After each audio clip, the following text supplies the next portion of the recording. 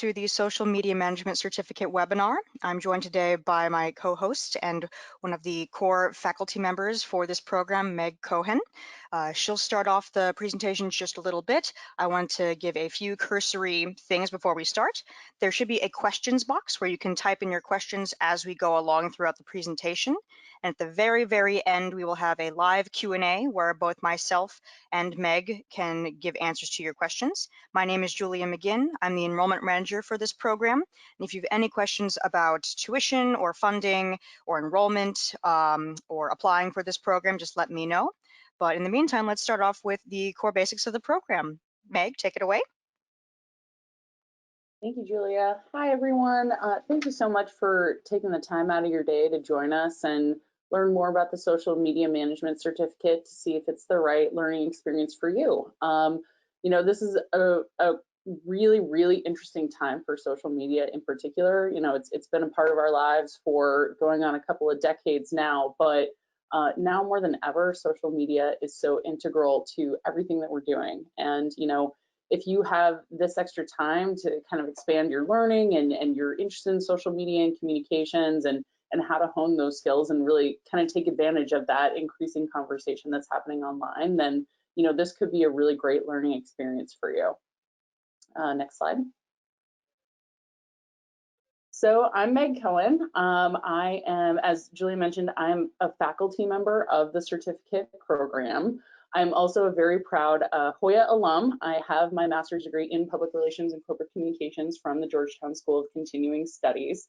So communications is my passion, and social media has been an integral part of that for pretty much my whole career.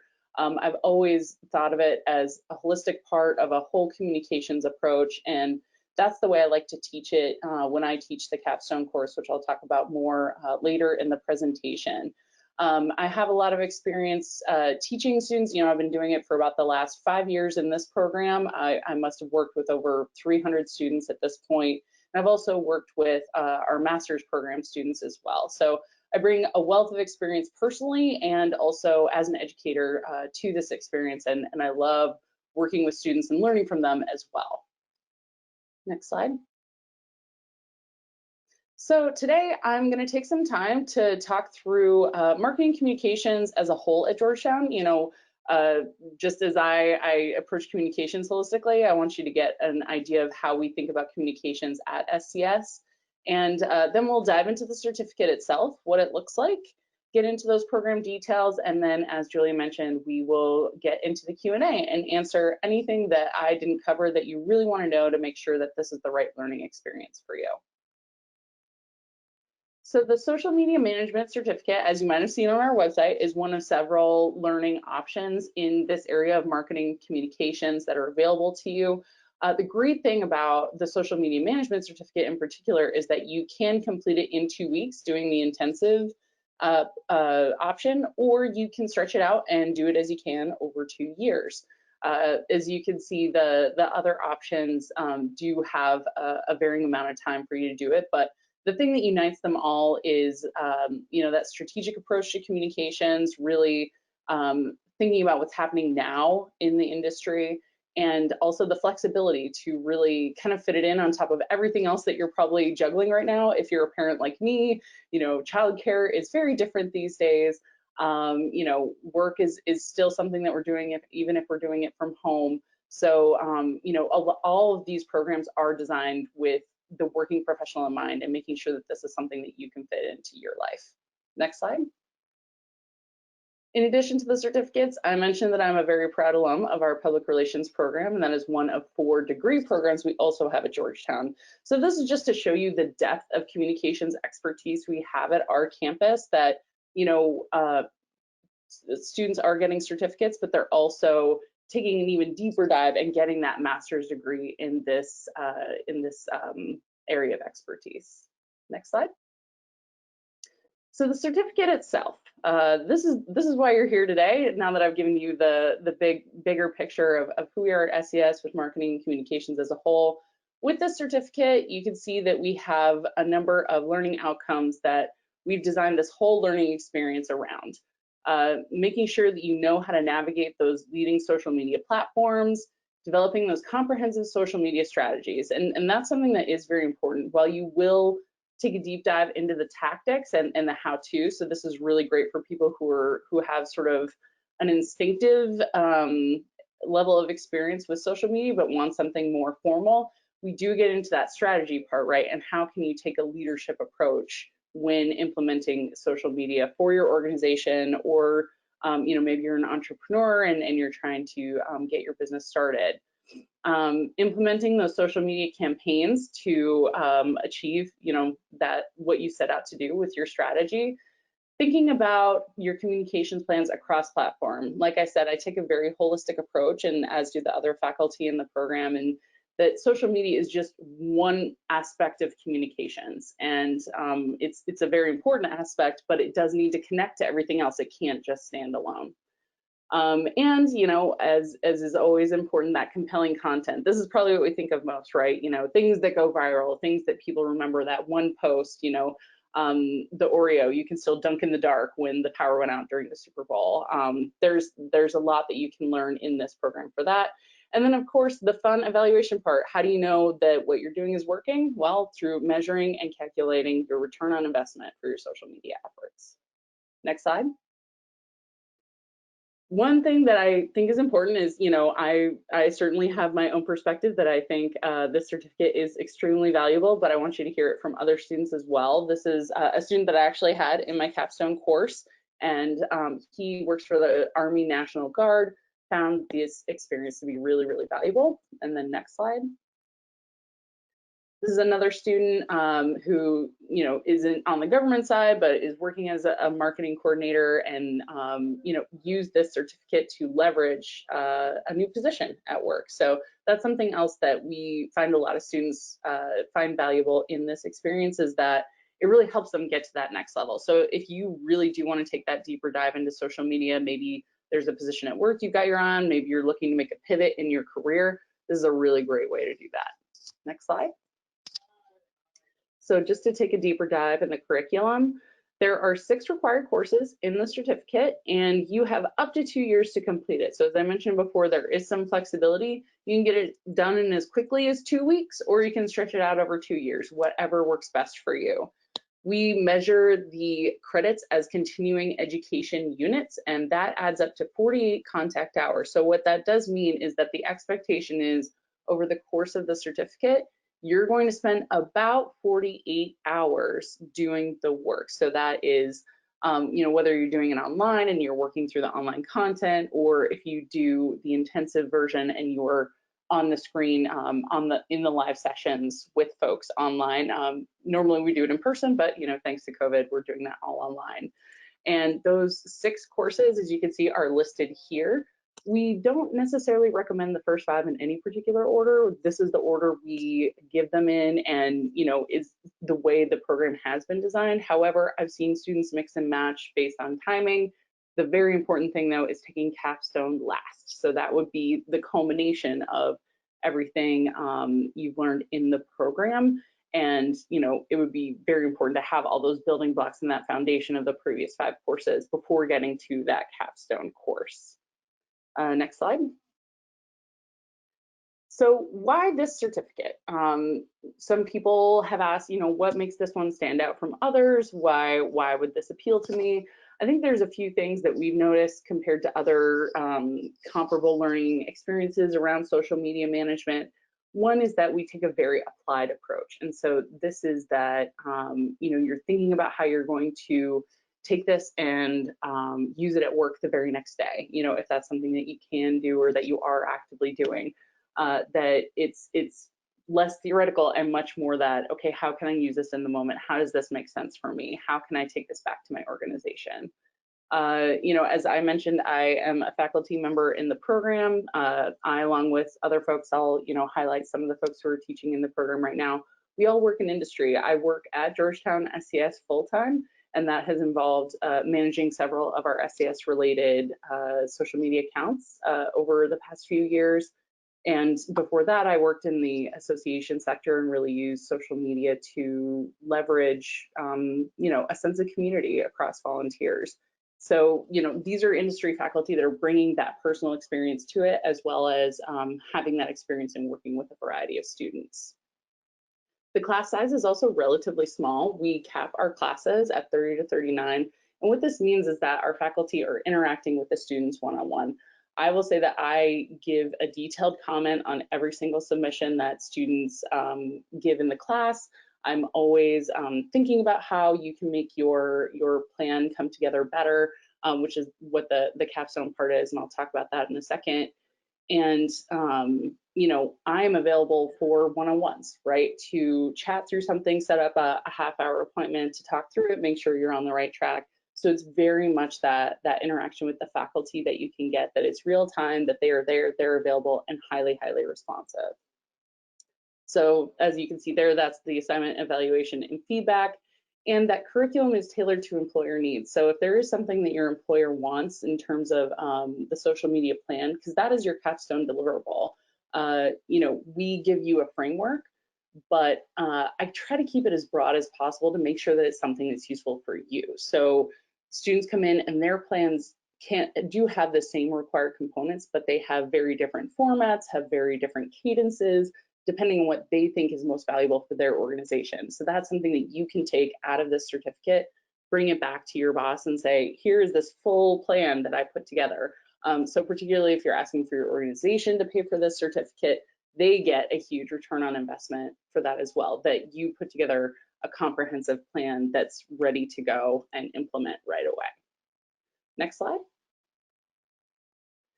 Who is this certificate for? I think that's another question that we get. Am I the right fit for this? Is this something that I would find valuable? We do find a lot of folks who tend to be entry to mid-level professionals. That being said, you might have a lot more experience and want to get some more tactical and specific training in social media, and you could still find this very valuable. So I do encourage you to look a little deeper into the curriculum, the classes that I listed, and see if that's something that would appeal to you. We do see quite a few folks coming in too who are very seasoned communicators who may have been decades in communications, but social media isn't quite something that they're very comfortable with. Maybe as it was emerging, it just wasn't something that they focused on as much. So we find a lot of students find this to be very valuable in helping them round out their skill set, where they're a great communicator, have a lot of skills, but just need to kind of round out a little more. And as I mentioned before, entrepreneurs who are looking to get their business off the ground, really increase their visibility in a way that doesn't necessarily include the dollars, that this is sort of the more organic, self-made content. This can be a really, really great resource for you. One thing we do want to say is you should have a working knowledge of the most common social media platforms. So Facebook, Twitter, LinkedIn, YouTube, Instagram, Pinterest. The idea would be that maybe you have an account and you use it sort of casually on a personal level. If you are comfortable interacting with that app, then you have the foundation of knowledge you need to succeed in this program. And any other knowledge you have just enhances that learning experience so that you can make it the best learning experience for you. Next slide. As I mentioned, I would give you a quick snapshot of who our other faculty are in the program. So these are the other folks who teach along with me, who teach the other classes. I will say Gina Garcia is a colleague of mine. She comes from several years in the news industry. So she actually comes from a journalism perspective, which I think really brings a lot of value to her teaching experience. Brittany Brown actually spent several years with the Army, now works with NPR, so has a lot of great expertise there. Christina Francisco, she works on the association side. She and Gina are actually alums of our integrated marketing communications program, sister program to the PR program. And Jacques Arsenal, as you can see, is a double Hoya, went undergrad and graduate, and works on the government side. So it's a really nice cross section of expertise that we're bringing to this. So whether you come from government, NGOs, nonprofits, for-profits, corporate, we have interacted with students who have all those backgrounds, and we have a nice kind of cross section in our backgrounds as well. Next slide. This is just to give you a sense of what the online experience looks like. We use a learning management system called Canvas. If you have used Blackboard in the past, it's something similar to that. We You do have the option of doing the flex, so that is the full day experience. That's that 2-week intensive where you are in real-time sessions with the faculty. That is one option. The other is doing it online, and that is through Canvas. I will say Capstone is online no matter what, so there is a component no matter which one you do that you're going to be online and going through the course in Canvas.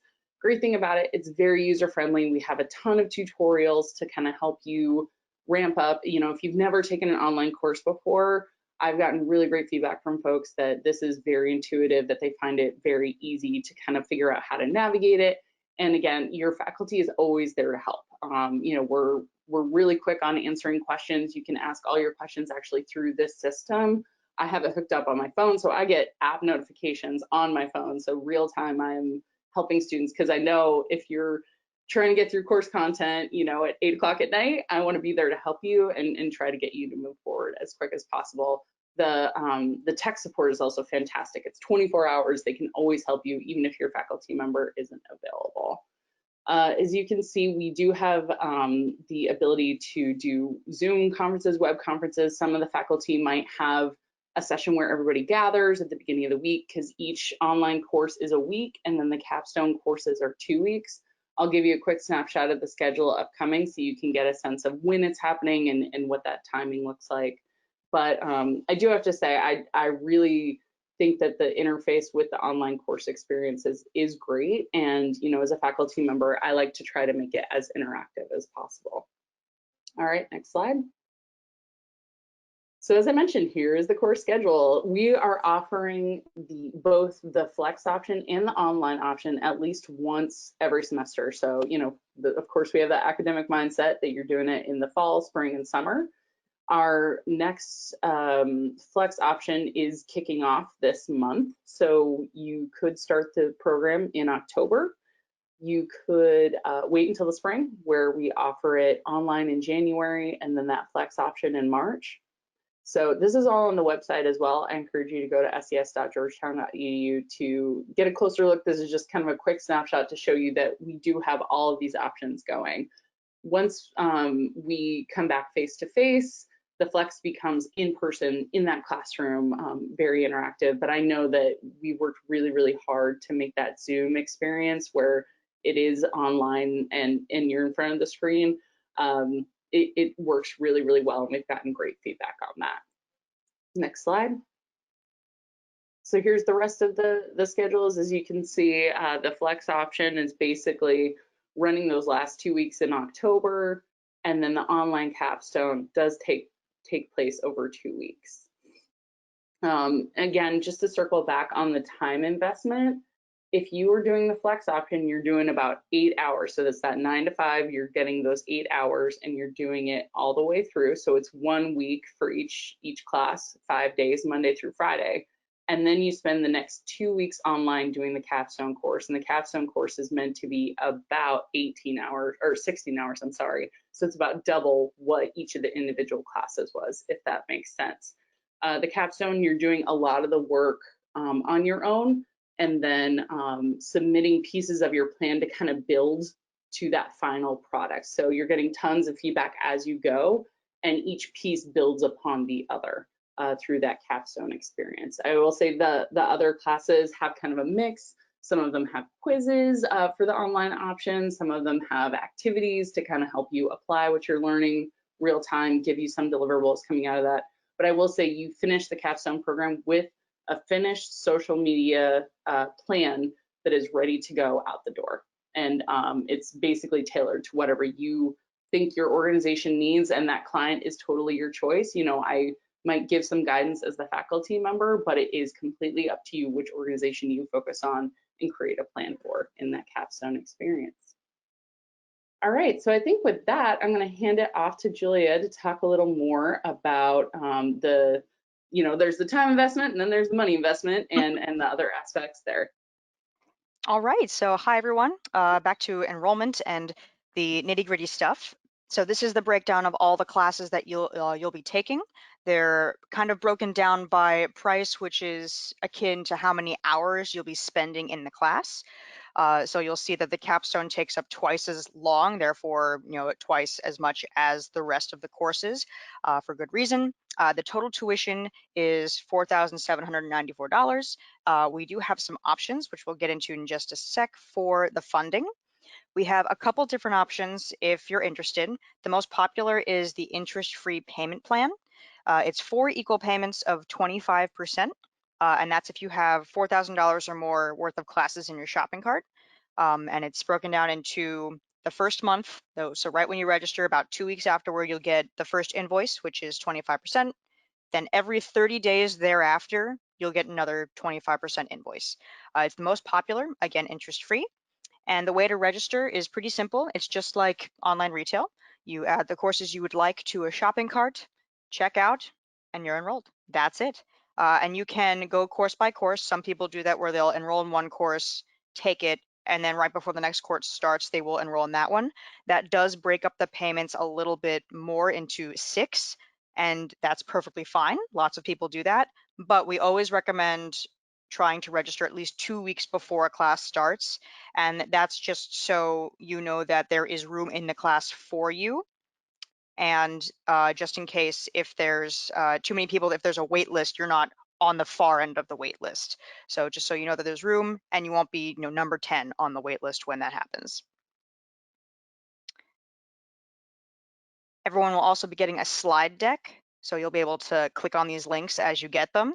But this is exactly how the open enrollment goes. Just like online retail, you put in that you've earned a bachelor's degree. We do not need proof. We do not need transcripts or photos of degrees or anything. We have an honor-based system. You click register now and add the courses you want to a shopping cart, and that's it. And for right now, we're going to open the floor up to questions. I think we might already have a few. We do. Excellent. This is our information, by the way. This is our main email address if you have questions afterward. And this phone number goes to myself and my 2 colleagues. If you have generic questions, come right to us. If it's super specific, still email us and I can forward it on to Meg. But in the meantime, you can all type your questions into the questions box below.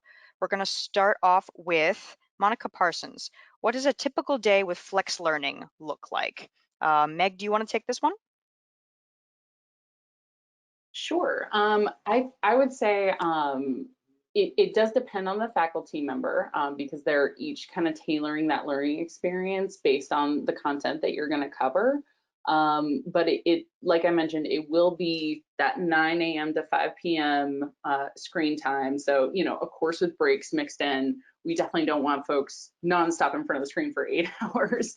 There will definitely be breaks. We try to keep the content no more than an hour, hour and a half at a time, really making sure that you have time to process. Maybe there's some lecture and then more of an applied activity where you can kind of process what you're learning. So it's meant to reflect that classroom experience as much as possible while realizing that we're still in a virtual environment.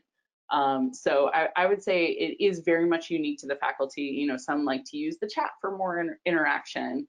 And, I teach the exclusively online part. So if you have more specific questions, I would definitely recommend emailing. And then, you could get more specific feedback. If there was a class you had in mind, you were kind of thinking, how's this going to work online? We can put you in contact with that faculty member or get, more specific from them. So I hope that helps just as a general overview. And what I know that that the CCPE programs have been working very closely with faculty. We've been doing online learning at Georgetown SES for the last 5 years. So we've got all the best practices in mind and really work with faculty to make sure that it's as engaging and valuable as possible. Very good. I have a question from Sarah. What are the course materials? Oh, well, Eric just asked the same thing. What supporting materials, textbooks / syllabi are offered? Yeah, that's a great question. As far as I understand it, it's completely contained. So I would actually recommend getting specifics from the other folks who teach, but to my knowledge, it's all contained within the program. So especially the online, all the course materials are uploaded in there. If there are readings, it is in the system. For the capstone class, I have a couple of articles I recommend people look at, but nothing that you have to purchase in addition to the certificate cost. But that is a great question for the other classes. In the past 5 years, I've never heard of it, but I would want to make sure, if you want to know for sure, definitely email to specify. Excellent. No new questions just yet, but again, keep them coming. We have lots of time. Let's see. A popular question that I often get is how to request the certificates afterward. We do have a request process. You don't have to submit anything beforehand or declare your certificate like you would a major. As soon as you finish all 6 classes and you've gotten the grades in, there's a request in the portal, and you just click the $0 option, request a certificate. And right now we are only doing electronic certificates. Once we go back to the building, we'll have access to the industrial printer and all the very special paper we use to print certificates, and we can send out the physical ones then. But for right now, we're just doing electronic, keep everybody safe. They'll get to you within about 2 to 4 weeks, depending on the queue that we have for those certificates that are being requested. But that is the normal time process. Let's see. Oh, Monica asks, are the grades at the end of the classes or just receiving of the certificate? Grades do come at the end of every class. We allow the professors and instructors about 2 weeks after a class finishes to input all the grades for all their students. And usually, so 2 weeks after your final class, you'll get your final grade in, and then you can request the certificate. But we do an academic audit and a financial audit first with your profile, make sure all your grades are in, everything's good, and then we issue the certificate either electronically or physically. And that's it. Yeah, and I'll even just to build on that and how the grading structure works.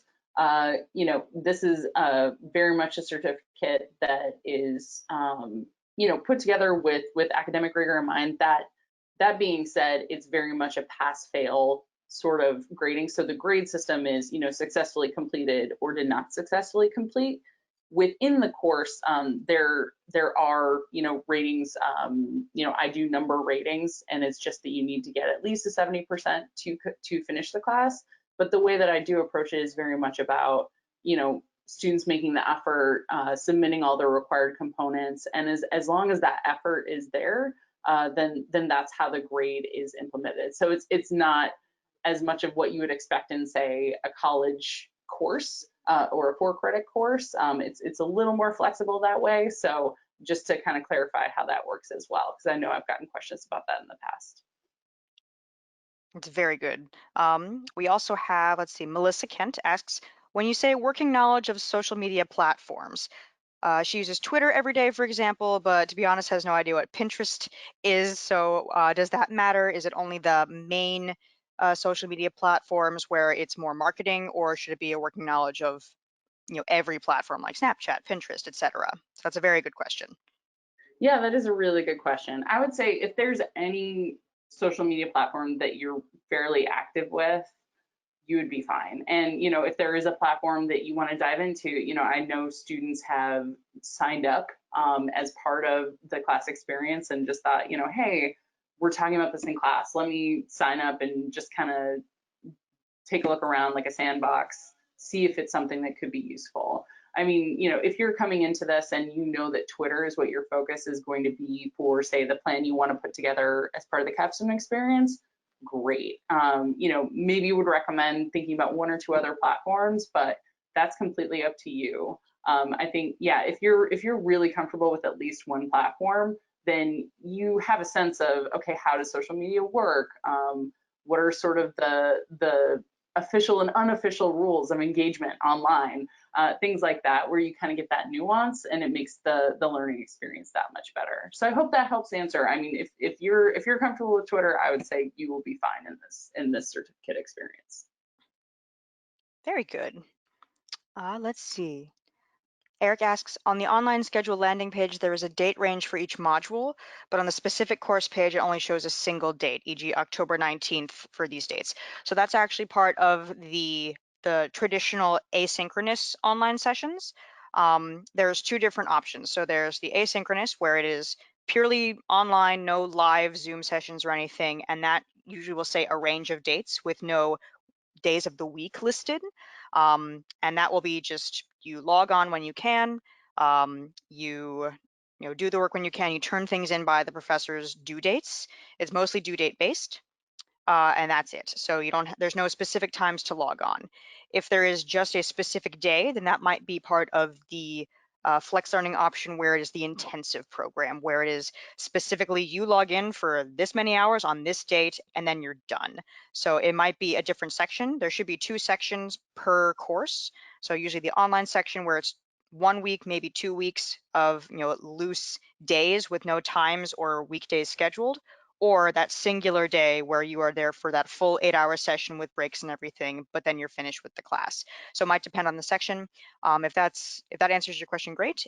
If not, just shoot me an email. I'll be happy to answer more specifically later. Ooh, lots of questions. Okay. Oh, and I actually want to jump in before we get a couple Oh, of please other do. questions out of the way.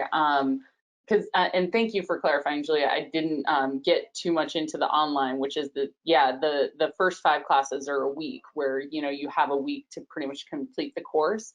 My understanding, and I think the other faculty approach it different ways, but the way I like to approach it is that I have suggested due dates for the content, and it's really intended to help you pace because it is a significant amount of time you're investing in the course, and I want you to have plenty of time to do the work and time to get feedback so that you can incorporate it. That being said, life happens. I completely understand. So all I'm looking for is for all the work to be done by that final deadline at the end of 2 weeks. Just knowing that you may not be able to get feedback if you're sort of turning everything in at the very end, but again, I always like to offer a measure of flexibility to folks for whatever works best for your learning experience. Life happens. So I'm very much willing to work with students on whatever works for them and kind of keep those due dates as just mile markers to help pace you. I have a very excellent question that no one has asked yet. So Leslie asks, will TikTok be discussed during the program at all? Ooh, good question. I will say I don't know that it's built into the online course like the static content, but it definitely comes up. I've seen it in a lot of capstone plans, particularly since social media is about your audience, right? If your audience is on TikTok, then I want to see it in your plan. There are a lot of people using it, and I would say now more than ever, people are very into TikTok and it's sort of even extending beyond its audience, right? Because people are sharing TikTok videos and articles and things like that and on other platforms. So it certainly comes up, and I know that our faculty have had a measure of experience with it at their organizations as well. Excellent. We'll give a few more minutes just in case anyone has any extra questions. Let's see. Meg, can you think of any other common questions you normally get in webinars or after the fact that you want to address while we're here? And let's see. Oh, never mind. Hold on. Melissa asks, will there be some kind of overview for the various platforms and how they work? Or are we expected to kind of know already before you get there? Let's see. I asked because I don't know some of the social media platforms and want to make sure that this would be useful for certain social media campaigns. Yeah, So expected working knowledge or just what you already know? yeah, I would say that we don't necessarily have tutorials in the certificate to help you navigate those. But I think that what it focuses on is here's what this platform is great for, right? Specifically that first course, the using social media tools effectively, the first class, it is very much about, okay, if we're focusing more on careers, we're probably going to go to LinkedIn, right? Like that might be a great platform to leverage. If you have robust content that you want to push out, I mean, you're definitely going to be using YouTube, but of course you're going to post that across platforms, things like that. So I think it's they want to spend more time on how you're using those platforms, particularly to achieve your communications goals, and less on the here's how to use it. But that's where I definitely encourage students to set up an account, click through it, like if it comes up in the class. And if you have questions, ask the faculty. They're happy to, help you out or help guide you if you need more guidance. So I hope that answers your question. Feel free to clarify if I didn't quite address it.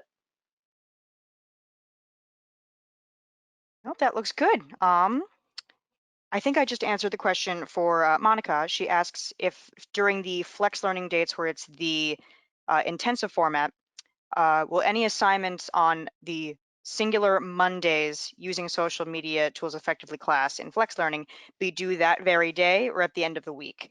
From what I know of the flex learning intensive formats, there's very few assignments that will be like ever due after the class has already ended. Anything that is due should be due within that day.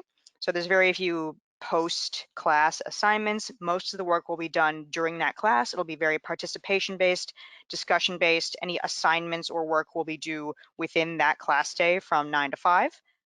Meg, if you want to correct me if I'm wrong, but that's what I've learned from the intensive flex day formats. Most of the work will be done within that class day. Yeah, I would agree. That's my understanding as well. It's very, I would say, yes, there will be like in-class activities. So you might be crafting deliverables within that class, really just to kind of help you with your learning. But yeah, nothing that you have to turn in later. I would say the largest piece of work that you're going to do is the capstone piece. Everything else is much more quicker, kind of lighter, then the capstone is a much deeper dive and a more comprehensive sort of pulling that project together than the other classes, for sure. Excellent. Teresa asks, and this is a very common question, do these classes count towards a master's degree? Answer to that is no, but they could if you went to a different university way down the line.